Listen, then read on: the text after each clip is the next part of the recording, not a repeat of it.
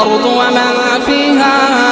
إن كنتم تعلمون سيقولون لله قل أفلا تذكرون قل من رب السماوات السبع ورب العرش العظيم سيقولون لله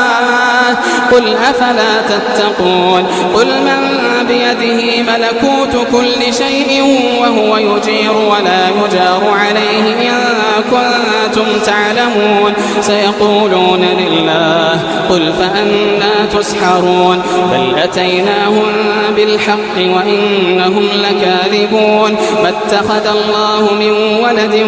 وما كان معه من إله إذا لذهب كل إله بما خلق ولعلى بعضهم على بعض سبحان الله عما يصفون عالم الغيب والشهادة فتعالى